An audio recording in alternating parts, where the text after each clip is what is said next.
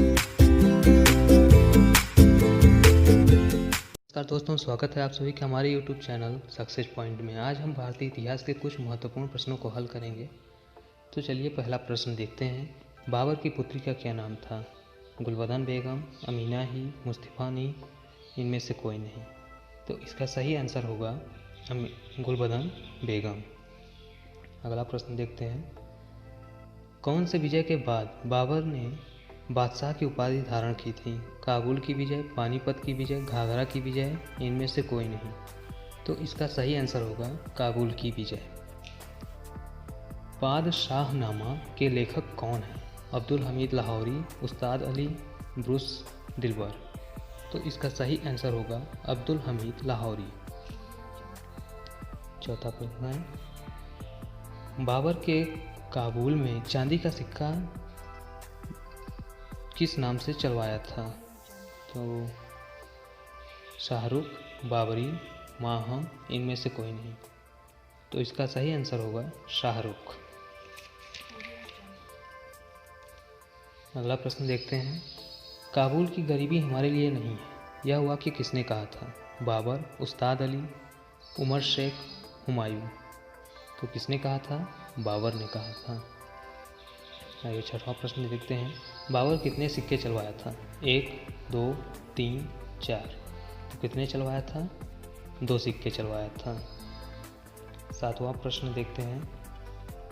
बाबर ने कांधार में जो सिक्का चलवाया था उसका नाम क्या था? शाहरुख, बाबरी, गुलरूम, माहम।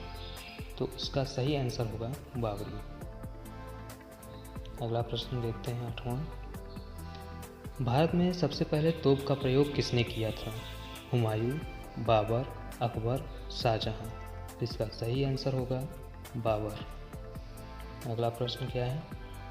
बाबर के निशानेबाज का क्या नाम था? उस्ताद अली, मुस्तफ़ा, उस्ताद अली और मुस्तफ़ा, इनमें से कोई नहीं। तो इसका सही आंसर होगा उस्ताद अली और मुस्तफ़ा। चलिए अगला प्रश्न देखते हैं। बाबर ने भारत में सबसे पहले आक्रमण किया था यूसुफ की जात पर, बाजार पर, कलंदर पर, उज़्बेक पर। तो इसका सही आंसर होगा यूसुफ की जात पर।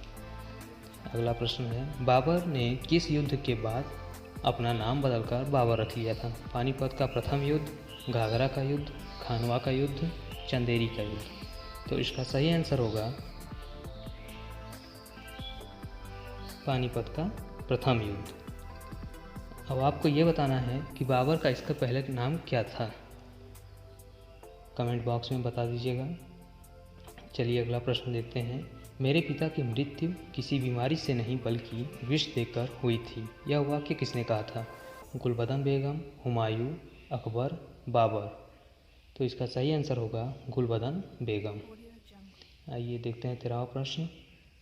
बाबर के कितने पुत्र थे?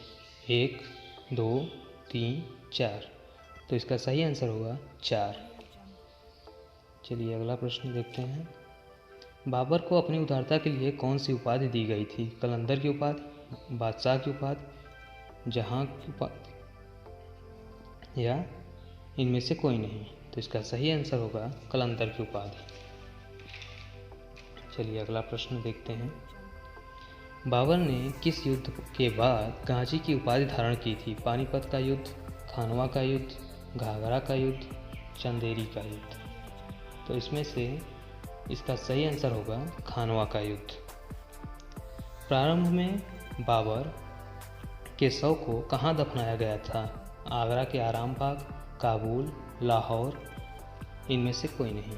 तो इसका सही आंसर होगा आगरा के आराम बाग में। 17 देखते हैं। बाबर की मातृभाषा कौन सी थी? तुर्की, उर्दू, फारसी, इनमें से कोई नहीं। तो इसका सही आंसर होगा तुर्की। 18 नंबर देखते हैं। बाबर किसका अनुयायी था? सूफी ख्वाजा अबैदुल्लाह का, चंगेज़ खान, लिटिल, इनमें से कोई नहीं। तो इसका सही आंसर होगा सूफी ख्वाजा अबैदुल्लाह का। अगला प्रश्न क्या है?